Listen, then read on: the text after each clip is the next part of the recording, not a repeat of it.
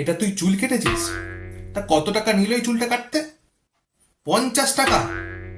তা বাবা, তুমি যখন মাথায় হাত বোলাতেই যাবে তখন তো আমাকেই বলতে পারতে, চুলের মুঠি ধরে ধরে হাত বুলিয়ে দিতাম, 50 টাকাটা তো বেঁচে যেত। এটা কিরকম ছাট? মানে সাইড গুলো একদম ন্যাড়া, উপরে এক মাথা চুল, মানে ট্রিমারের চার্জ শেষ হয়ে গেছিল না কাঁচিটা ভোতা হয়ে গেছিল, এরকম অর্ধেকটা ছাঁট দিয়ে রেখে দিয়েছে। এটা যদি বাবা দেখে কি হবে ভেবে দেখেছিস? কুলাঙ্গার ছেলে বলে দূর দূর করে বাড়ি থেকে তাড়িয়ে দেবে। তখন থেকো ওই স্টাইলিশ সেলুনওয়ালার কাছে গিয়ে। তোকে দেখে ঠিক কেমন লাগছে জানিস?